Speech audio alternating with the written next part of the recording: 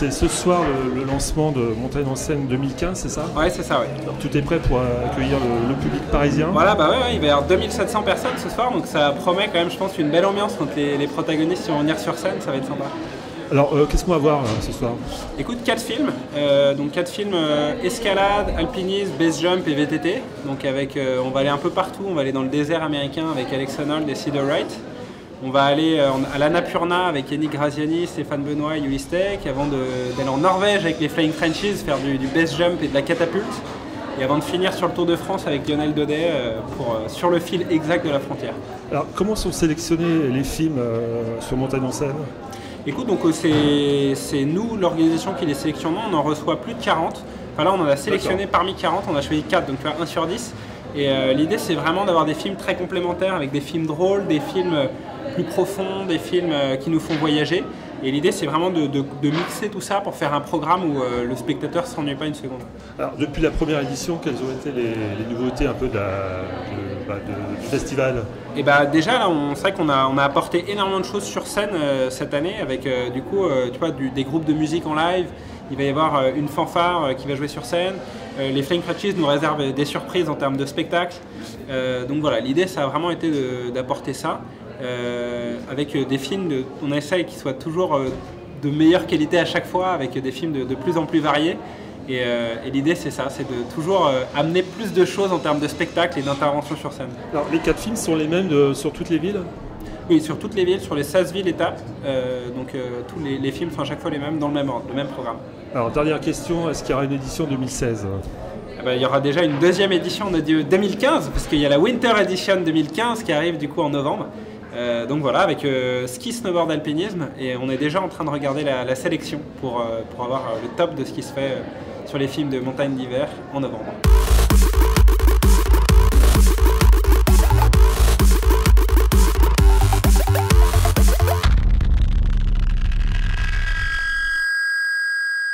Alors moi j'ai fait, avant d'être dans le spectacle, quand j'étais jeune j'ai fait berger, donc je travaillais en alpage.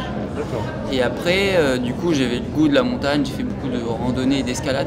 J'ai fait un sport-études d'escalade à Barcelonnette. D'accord. Voilà, au lycée. Et je m'orientais vers le guide de montagne et le BE de ski, et le BE d'escalade et tout ça.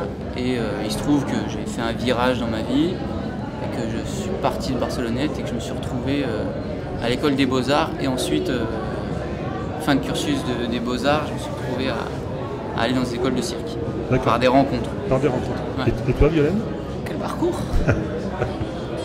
Moi, j'ai pratiqué beaucoup dans mon enfance avec mon père, qui m'a donné le goût de la montagne, que j'avais pas finalement enfant, mais qui est revenu plus dans l'adolescence. Et j'y suis revenue finalement en pratiquant le cirque. En pratiquant la danse verticale qui m'a ramenée vers l'escalade et vers la montagne et le plaisir de pratiquer en montagne. Alors tu disais que tu étais de Toulouse, c'est ça? Oui. D'accord. Toulousaine. Alors, comment vous êtes arrivé dans la petite équipe là, des Frenchies là? Moi c'est Anissé qui m'a convié à venir participer à des projets avec toute l'équipe. Vous les connaissiez déjà? Je connaissais Anissé, du milieu du cirque de Toulouse, et on grimpait un petit peu ensemble. Voilà, il savait que j'aimais bien les choses à sensations fortes et que j'allais m'intégrer dans cette équipe. Et lui, c'est une personne qui s'adapte bien, qui est motrice aussi, qui a vachement d'énergie, du coup qui est agréable dans les projets de groupe, quand il y a plein de choses à faire. Parce que c'est des projets qui nous demandent beaucoup de compétences différentes en logistique, en préparation technique, en imaginaire, en envie de jouer, parce qu'on mélange un peu du coup avec du jeu de scène. On a envie, cette envie-là, quand même. Et voilà, du coup j'ai invité pas mal tous les gens que je connais qui sont du monde du cirque à ce moment-là. Et moi je suis rentré là-dedans parce que j'avais rencontré Tancred c'est que des rencontres, hein. J'ai rencontré Tancred dans un festival où moi je jouais. Et il était là, et avec mon frère, on avait déjà commencé une formation de parachute pour sauter des montagnes. Mais après, en France, il n'y a pas d'école qui t'apprenne à faire du base jump. Du coup, tu dois rencontrer des gens, et ça se fait en rencontrant des gens, et on appelle ça un mentor. Et à ce moment-là, j'ai rencontré Tancred qui m'a donné des informations pour aller faire du parachute aux États-Unis. Ça coûtait pas très cher. Et donc, je pouvais faire une formation condensée. Et du coup, d'un coup, j'ai su comment faire. Donc, je suis allé aux États-Unis, puis après, on a gardé contact. Et on est allé sur des projets ensemble. Très vite, il y a eu des connexions, des envies de cascade, des envies de mixer un peu les différents sports pour en faire des trucs où on s'amuse. Principalement, au début, c'était vraiment pour s'amuser.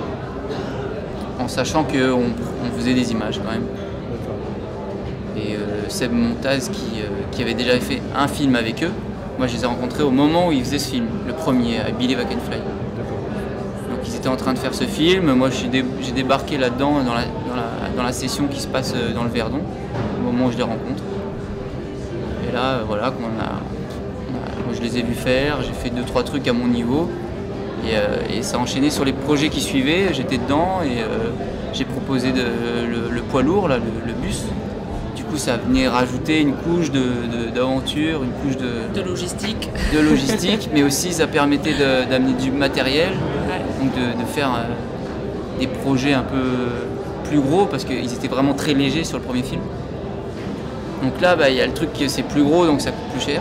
Et on est toujours en autoproduction, donc c'est important de le dire. Toujours en autoproduction, d'accord. Les choses évoluent un peu maintenant, donc on cherche des productions parce qu'on ne rentre plus dans nos clous. À un moment donné, on donne, et puis on se rembourse en faisant des téléchargements sur Internet. C'est-à-dire que quand le film est acheté, voilà, on a une part avec le réalisateur, mais ça ne rembourse pas les frais de la production. Du dernier film, par exemple, et de celui d'avant, Le Petit Bus Rouge. D'accord. Donc voilà, là ça évolue un peu, on cherche d'autres projets qui... Et puis ça rembourse pas et ça paye personne, quoi. Ouais, voilà.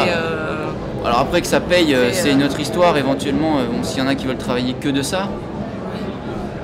Mais la plupart d'entre nous, on a d'autres boulots à côté. Il y a réellement que Tancred qui s'est spécialisé dans ça, dans faire des films, faire des pubs, faire des événements. Moi, je suis pas mal moteur là-dedans aussi. Je garde mon boulot dans le milieu du spectacle. Alors justement, toi, tu fais du cirque aussi, c'est ça? Ouais. Et toi, de la danse escalade, c'est ça? Oui, de la danse verticale. Dans une compagnie ou... Oui. D'accord. Mais après, j'ai d'autres projets aussi à côté, en cirque ou spectacle. D'accord. Sur le film, toute la conception du décor, du matériel, tout ce bric-à-brac, comment ça s'est fait en fait? C'était un travail de longue haleine, de récupération Ouais, c'est beaucoup de... au départ, ça s'articule autour de la catapulte sur le dernier film. C'est-à-dire qu'on a une envie de la catapulte là. Avec Tancred, on faisait un trajet entre deux falaises où on rentrait chez nous, je me souviens plus exactement c'était quand. Et on délire sur des idées, on pourrait faire ça, on pourrait faire ça. Et à un moment donné, c'est sorti ça dans la voiture. On fait une catapulte, Bibi Pécoyote. Les parachutes, comment on pourrait faire en rigolant, tu vois. Puis après, on se rappelle, on rigole de moins en moins, et puis on commence à faire des dessins. Et on se dit, pourquoi pas, allez, c'est parti, quoi.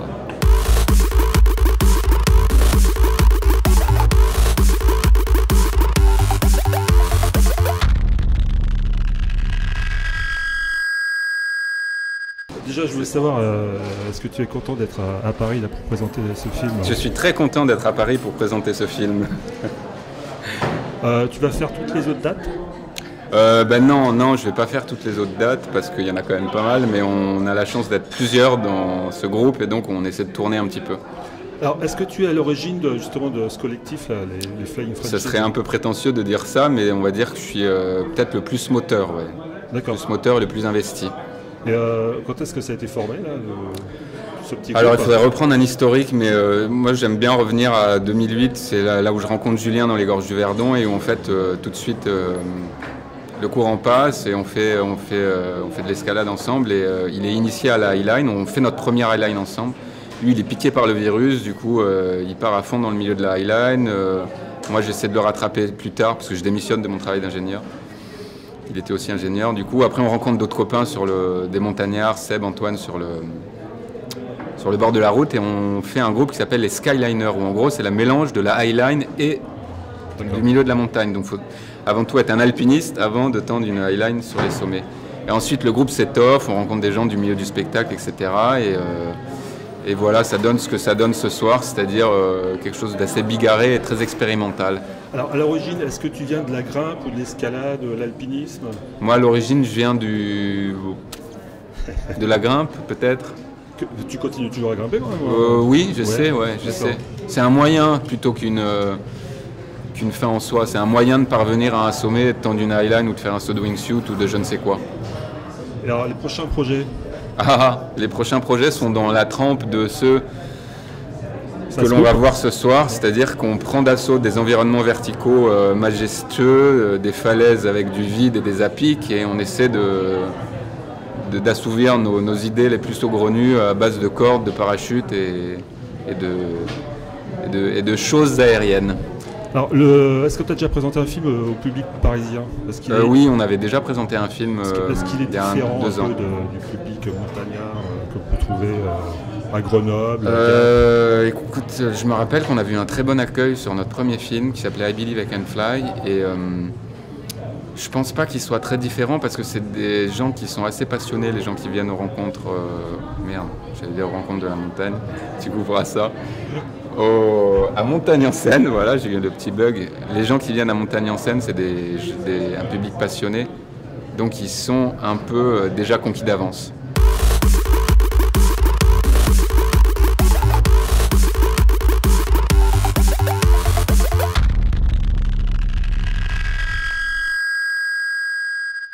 Alors, moi, je voulais connaître la genèse du film avec Graziani. Comment ça a été initié ce projet? Alors c'est un film, la genèse elle remonte assez loin parce que en fait moi j'avais suivi de très près en 1992 l'expédition avec Jean-Christophe Lafaille et Pierre Bégin. À l'époque je connaissais bien Pierre et Jean-Christophe c'était un ami, et à l'époque je bossais chez Petzel et j'avais suivi l'expé et puis les déroulements. 20 ans après j'ai fait un film qui s'appelle Survivre à l'Annapurna qui raconte cette expédition. Et puis assez naturellement en 2013, donc un an après, quand Yuli, Yannick et Stéphane ont réussi finalement cette fameuse voie qu'avaient tenté Pierre Bégin et Lafaille, dans laquelle est mort Pierre Bégin, forcément je me suis intéressé au sujet, ça m'intéressait de savoir ce qui s'était passé. Il s'avère que je m'occupe des éditions Guérin, donc au même moment on a publié le livre de Yuli Steck qui s'appelle Speed. Donc on s'est vu un peu avec Yuli à cette époque-là, et avec Bertrand Delapierre. Il nous a parlé de son ascension. Et ça a été un peu un choc parce qu'on s'est rendu compte alors qu'on s'imaginait qu'au retour d'une telle ascension, avec une réussite pareille, l'aller-retour dans la face en 29 heures et tout, qu'il aurait un sentiment de surpuissance. Et en fait, c'était tout l'inverse. On a rencontré quelqu'un de très fragile, même de dépressif, qui le reconnaissait lui-même, et avec une mise en perspective de son ascension qui était un discours qui était tout à fait étonnant de la part d'un alpiniste, des choses qu'on n'a pas l'habitude d'entendre. Et ça nous a donné envie de creuser donc de faire des interviews. Et puis on a eu aussi des bonnes discussions avec Yannick Graziani et Stéphane Benoît, qui eux aussi, chacun à leur niveau, ne rentraient pas indemnes de l'ascension. Eux encore plus parce qu'ils ont passé 11 jours dans la face, surtout Stéphane qui lui est revenu. Mais on voit dans le film qu'à la limite c'est presque Stéphane, entre guillemets, qui s'en sort le mieux sur le plan affectif, quoi. Et voilà, moi j'avais lu plusieurs papiers à propos de ce fameux syndrome des astronautes là, qui revenaient dépressifs parce qu'ils avaient juste accompli, ils étaient allés au bout finalement de leur projet personnel. Et puis on retrouve ça très fort chez Yuli, et il le dit lui-même d'ailleurs, sachant que lui il a vraiment vécu l'alpinisme comme une progression jusqu'à ce moment de l'Annapurna qui est pour lui un sommet indépassable. Et donc là, je ne sais pas où il en est aujourd'hui, mais en tous les cas, au moment où on a fait le film, c'était vraiment le point crucial, c'était d'obtenir ce témoignage assez sensible de la part des alpinistes. Alors toi, tu connais ces régions, là, l'Annapurna, l'Himalaya? Alors moi, je me suis pas mal baladé. Tu as fréquenté un peu la haute altitude? Alors moi, je me suis pas mal promené en Himalaya, mais comme un touriste, c'est-à-dire j'ai fait beaucoup de trekking, très peu d'ascension, des petites choses, mais alors autour de 6000 mètres, mais jamais vraiment au-delà. Et Et de ce fait, ce qu'ils ont accompli m'impressionne d'autant plus. Alors, le travail avec Bertrand, comment vous êtes organisé là? Alors avec Bertrand, en fait, c'était assez simple, c'est qu'on on a pas mal discuté du projet avant. C'était la première fois que tu collaborais avec Bertrand? Non, Bertrand, d'abord on est voisins, on habite 300 mètres l'un de l'autre, donc nos enfants sont copains et tout, donc c'est plus facile. Et puis nous on est bien copains, c'est quelqu'un que j'admire beaucoup, je trouve beaucoup ce qu'il fait, je trouve que c'est vraiment un des meilleurs caméramans, ce qu'il fait en montagne est assez exceptionnel aussi. Et ça fait longtemps qu'on avait envie de faire vraiment quelque chose ensemble. Bon, il s'avère qu'on l'a finalement pas tant fait que ça ensemble, ce film, parce qu'on a fait la préparation ensemble, les interviews on les a vraiment faites ensemble, on a discuté avant des questions et tout. Mais au moment où on a attaqué le montage, alors qu'on n'avait même pas fait des recherches, rien, lui il a dû partir en Antarctique pour un projet. Donc je me suis retrouvé à monter le film, finalement à faire un peu la réalisation du film, au moins le montage tout seul. Et il a découvert au retour. Bon, ça lui convenait à peu près. On a fait... Voilà, donc c'est un film qu'on signe ensemble, mais sur lequel on n'a finalement pas allé, on n'est pas allé jusqu'au bout quand même de notre travail ensemble. Et il y a aussi Yannick qui est derrière aussi, qui veut participer à la réalisation. Alors Yannick, il est venu au montage, il est venu chez moi au moment du montage, et Yannick, il avait très envie qu'on respecte un certain nombre de choses dans son discours. Il ne voulait pas qu'on trahisse ce qu'il disait. Et on voulait pas. Et lui, il disait par exemple, ouais, mais cette histoire d'astronaute là, le syndrome de l'accomplissement absolu, moi je me sens pas du tout concerné. Donc Yuli peut-être, mais moi pas. J'ai dit bah tant mieux, justement ça fait un contrepoint quoi. Bon, puis finalement on se rend compte quand on regarde le film qu'il reconnaît qu'il y a eu un avant et un après Annapurna pour lui aussi. Alors, je crois que c'est la première fois que tu découvres le Grand Rex, la grande salle. Ouais. Tes impressions là? C'est très beau, c'est vraiment impressionnant. C'est vrai qu'on a souvent en référence ces fameuses rencontres du cinéma de montagne de Grenoble où il y a 3000 personnes au summum. Mais là, on est... alors en volume, peut-être pas, mais en tous les cas en qualité de salle et tout, c'est unique, quoi. Je ne crois pas qu'il y ait d'équivalent ailleurs. C'est extraordinaire.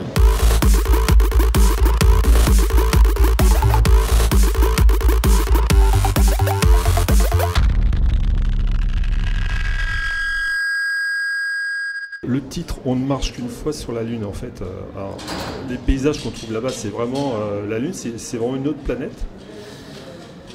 Je suis jamais allé sur la Lune.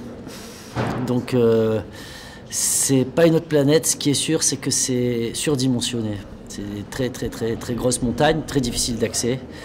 Et voilà, c'est peut-être pour ça le parallèle. Alors, ça fait 2 ans que tu es revenu de l'expédition, je crois. C'est 1 an et demi, ouais. Alors, avec le recul, est-ce que tu es encore dedans, bien sûr avec les conférences, ou tu essaies un peu de passer à autre chose maintenant? Ah bah oui, justement, j'ai envie de passer à autre chose aussi, parce que depuis d'ailleurs j'ai pas regrimpé dans l'Himalaya. Voilà, j'ai fait le guide dans les Alpes, à Chamonix où j'habite. Et oui, repasser à autre chose bien sûr. Par contre c'est toujours compliqué de se lancer dans des projets, il faut trouver des partenaires de cordée, il faut trouver le temps, les moyens. Voilà, mais oui, c'est... Avec les conférences, c'est sûr que je continue quand même à y penser. J'écris aussi des petits textes que je dois publier. Et puis il y a toujours le truc de l'Annapurna, bien sûr, qui est derrière tout ça. Et pour moi, c'était quand même quelque chose d'important dans ma vie, puisque j'y suis allé beaucoup 3 fois. Ouais, 3 fois. Donc, oui, je suis passé à autre chose, parce que voilà, il y a eu un bout de temps qui est passé, mais... c'est quelque chose qui va rester dans moi, ce truc-là, c'est quand même assez fort. Alors, juste après, tu as réattaqué ton boulot de guide, justement, pour passer à autre chose, ça? Non, j'ai raté mon boulot de guide pour vivre. D'accord, Ouais. d'accord. Toujours à Chamonix, toujours? Ouais, à Chamonix, ouais. Ce qui est arrivé là-bas, est-ce que justement, est-ce que tu as regretté des choses? Est-ce que ça t'a mis une certaine idée de... Il y a des endroits où il ne faut pas trop aller, ou alors, il y a des choses qui peuvent s'avérer dangereuses. Est-ce qu'il y aura une autre façon après pour toi de grimper là-bas si tu y retournes? Non, je pense que mon style, c'est-à-dire le style alpin, c'est un style que je pratique, que je continuerai à pratiquer. Voilà, le style alpin, c'est donc pas d'oxygène. C'est ça le truc principal. Pas d'oxygène et pas de corde fixe et pas de camp fixe. Mais bon, malgré tout, si demain je me retrouvais sur une voie normale, et ça m'est déjà arrivé par le passé, de grimper un bout de voie normale, je l'ai eu fait Voilà, moi j'utilise pas d'oxygène, je prends mes propres affaires tout seul. S'il y a des cordes fixes, parfois je les utilise, mais sinon je me débrouille. Alors, c'est le style alpin. Si je continue à grimper comme ça. Oui. alors, là, tu dis que peut-être que tu retourneras en Himalaya. Qu'est-ce que tu pourrais faire autrement en plus Justement. Il y a d'autres choses à faire encore Oui, bien sûr. Oui. C'est infini l'Himalaya, mais on en avait déjà parlé d'ailleurs. Mais si tu veux, oui, il y a beaucoup de choses à faire et cette histoire à l'Annapurna, bon, bah, il s'avérait que mon copain, il ferait au pied une sorte d'infection pulmonaire. C'est pour ça qu'il nous est arrivé toutes ces galères. Et puis, il y a eu une période de mauvais temps au milieu dans l'ascension, donc on a dû affronter cette tempête, etc. Mais finalement, c'est un truc qui s'est assez bien déroulé, je veux dire. On était préparés pour faire ce genre d'ascension. C'était dans nos cordes. Je pense que se lancer dans d'autres itinéraires en Himalaya, sur encore des plus gros sommets, ou même des plus petits sommets. Hein. L'Himalaya, c'est compliqué, c'est reculé, on est bien isolé. Ça peut s'avérer beaucoup plus difficile. Hein. J'ai déjà eu des ascensions par le passé qui ont été plus compliquées à gérer en termes de descente, en termes d'engagement, de peur, de comment on va faire pour s'en tirer, etc. Ah oui, justement, j'allais te poser la question, c'est pas l'ascension la plus difficile que tu aies faite en fait Si, c'est la plus difficile que j'ai faite, c'est sûr. En engagement, oui. En engagement. Par contre, en termes de maîtrise technique et de maîtrise de l'engagement, c'est peut-être pas la plus difficile. Il m'est arrivé de m'engager dans des ascensions que je connaissais pas, avec des dangers que je connaissais pas. Là, je pense que Stéphane et moi, on maîtrisait bien les problèmes liés à ce qui peut se passer dans ce genre d'ascension, c'est-à-dire les chutes de pierres, les avalanches, le mauvais temps, la météo, comment redescendre, etc. Alors Stéphane, il va comment là maintenant là Stéphane, il va bien parce que là, je me demande s'il n'est pas en Bolivie en ce moment, donc il regrimpe. D'accord. Tout va bien pour lui. Hein, il se remet à grimper tout doucement. Il m'a dit qu'il refaisait de l'escalade, qu'il était toujours autant passionné. La dernière fois que je l'ai eu au téléphone, il était sur une falaise. D'accord. Oui, je pense qu'il va très bien. Après, avec les amputations, c'est compliqué parce que pour un grimpeur qui aime, qui est un grimpeur technique, qui va grimper dans la face des Grandes Jorasses au moins une fois chaque hiver, Ouais. bon, c'est un peu compliqué. Ça va peut-être reprendre un peu de temps pour lui pour se remettre vraiment au maximum de sa technique. Et peut-être qu'il ne veut pas en fait. Peut-être qu'il est très bien et peut-être qu'il va sûrement continuer à grimper en Himalaya parce qu'il est très bon et très fort. Mais peut-être sur des choses plus faciles. Alors, sur la réalisation du film, tu as participé justement Oui, D'accord. puisque je suis dedans. Pas la réalisation, pas vraiment. J'ai dit à Christophe qu'il fallait mettre Pour moi, c'est très important de parler de ce que je fais d'une manière réaliste. Réaliste, ça ne veut pas dire négative ou dure ou dangereuse. C'est pas que ça, parce que c'est pas ça qui nous motive. Oui. Si on prend un grimpeur candidat au suicide et qu'on le fait monter en haut d'une montagne, il ne voudra plus jamais se suicider. Ouais. Donc c'est pas l'engagement fou. Donc comment dire, c'est calculé. Alors, en se disant que Bertrand et Christophe ne t'écoutent pas, tu es content du résultat là? De leur film? Oui, je suis content de leur film, mais j'ai participé à la fin pour qu'il y ait une touche positive. D'accord. C'est-à-dire en disant, voilà, nous on maîtrise quand même ce qu'on fait, on n'y va pas pour prendre des risques inouïs. Le film, il dit que c'est une expérience ultime, ça c'est vrai, c'est archivé, c'était bien vu. Après, c'est difficile de faire un film avec des interviews. Je préférais avoir des images de mes ascensions, les avoir montées, les avoir avec des vraies images. On a nos images, des photos, mais il n'y a pas de film. Ouais. Et donc, c'est toujours bien quand c'est plus proche de la réalité, hein, les films, où que ça vraiment qu'il y a quelque chose derrière. Et que là, c'est sous forme d'interview. Donc l'interview, ça dit ce que ça veut dire, mais c'est concentré sur les personnes et pas sur la grimpe. Alors que le système fondamental de grimpe en Himalaya, c'est les lignes. Pas tellement... Finalement, les personnages, ils sont importants parce qu'on a tous nos caractères, voilà, notre vie. Mais le plus important, c'est quand même les lignes. C'est ce qui intéresse tous les grimpeurs. Que ce soit Tartampion ou un autre Tartampion qui les grimpait, c'est pareil. Alors, tu as déjà filmé justement en Himalaya? Bien sûr. Alors, c'est quand même assez difficile, c'est ça? Non, c'est pas Non. difficile. Moi, j'ai une petite caméra vidéo. D'accord. Et j'ai filmé, je sais pas, 40 heures D'accord. Ok. dans ma vie, partout, en Inde, au Tibet, au Népal, au Pakistan, à ski, en grimpe. C'est pas handicapant d'emmener justement un peu Non, de non, matériel non, mais là par exemple c'était un choix de ne pas amener une caméra. D'accord. Parce qu'on avait un appareil photo et moi j'étais tellement obsédé par cette histoire de poids de sac à dos que j'ai pas pris de caméra. On a des photos, je pense que c'était juste de notre part.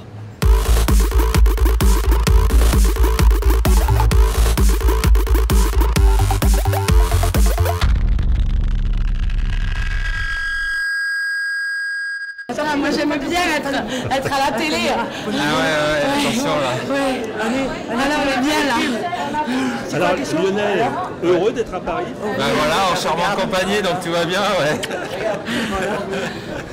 Alors dans la réalisation, il y a eu un travail très collectif, donc avec Gilles Charançol, ma femme Véronique et puis moi-même. Et c'est vrai que en fait il y a eu un gros travail de dérecherche qui a été fait. Surtout par Véronique et puis moi-même.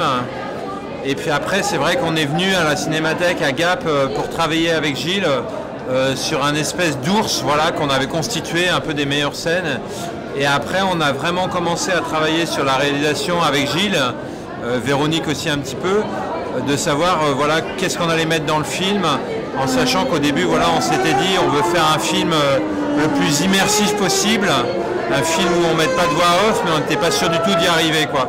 Donc on est parti aussi un peu dans l'inconnu, en se disant, voilà, on veut faire un film qui soit le plus vivant possible, avec de l'humain, avec quelque chose qui nous reflète. Et du coup, on a essayé vraiment de travailler dans ce sens-là, donc en faisant des allers et retours entre chez nous et la Cinémathèque par rapport à certaines problématiques qu'on s'était posées, quoi. Alors le fait, enfin ça fait 2 ans là que tu es revenu, c'est ça ou, à peu près. Ça fait combien de temps là que tu es revenu Alors le Tour de France c'est fini le 15 novembre 2012, ouais, ça fait. Et le film a été réalisé après le livre à la fin de l'année 2013. Alors, le fait de rebaigner dedans, est-ce que ça te plaît 3 ans après de revenir encore sur le Tour En fait, ça fait un peu plaisir. Ça fait vraiment plaisir dans le sens où on se rend compte que bah voilà, nous on a travaillé en mettant du cœur, de l'envie, quelque chose de fort. Et on se rend compte que bah, ça touche le public, on se rend compte que le film a pas mal de succès, parce que tout simplement à mon avis il est très humain, c'est une histoire qui parle à tout le monde, dans laquelle tout le monde peut s'identifier. Et du coup, je pense que voilà, il y a eu un film qui était sympa, qui a été fait, et du coup, à partir de maintenant, bah, on se rend compte que bah, y a du coup beaucoup de succès, et c'est vrai que c'est un peu l'effet boule de neige, où bah, on commence à aller dans certains festivals, il peut y avoir un prix où le film est remarqué, applaudi, et du coup après d'autres gens le demandent, et quelque part le film fait sa vie, quoi.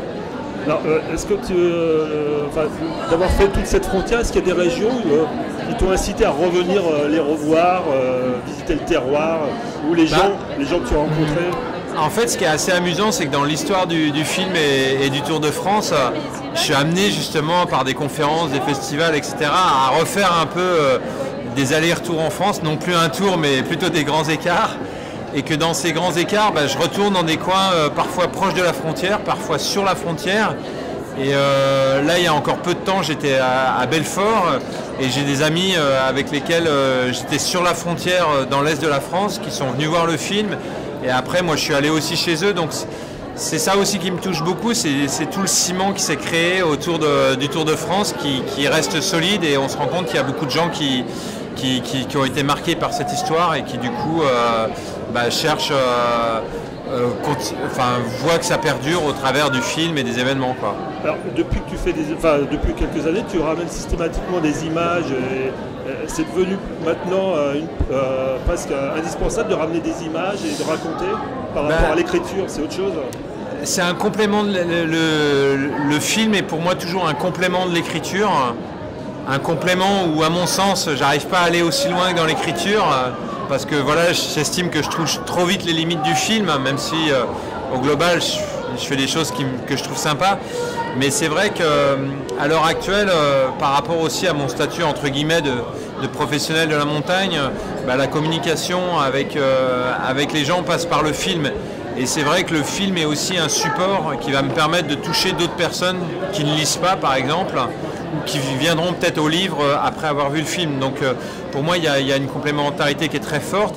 Et qui plus est, je me suis découvert en tout cas un vrai plaisir à être sur une table de montage, à travailler dans la réalisation, à me poser les questions de savoir qu'est-ce qu'on veut montrer, comment on veut le raconter, est-ce qu'on veut montrer un héros, est-ce qu'on veut montrer de l'humain, est-ce qu'on veut montrer de l'humour, toutes ces questions qu'on se pose quand on monte le film m'ont beaucoup interpellé et m'ont touché, quoi. Donc c'est un travail qui me plaît aussi énormément et que j'essaye de faire en plus. Avec la Cinémathèque de Gap, on arrive à trouver des accords qui sont super. Donc moi j'ai aussi beaucoup de plaisir à travailler avec la Cinémathèque, à tel point que des fois, une fois le film fini, je me fiche presque de savoir ce qui devient, quoi. Alors il y a eu le tour de la Red Bull Alpine, il y a eu le tour des écrins, le Skyline, le Tour de France. Le prochain tour, ça sera quoi là? Alors en matière de tour, pour le moment, je n'ai pas encore d'idée arrêtée, de projet où je me dis que je repars demain, puisque cette année était plus une année placée sous le signe des Expé Mer Montagne, puisque je suis donc parti déjà au début de l'année 2015 avec l'expédition Maewan sur l'Islande pour aller faire de la cascade de glace. Le premier volet d'une longue expé Mer Montagne qui est chapeautée par Erwan Lelanne, où je me suis bien régalé, même si on n'a pas pu faire toute la glace qu'on souhaitait en Islande.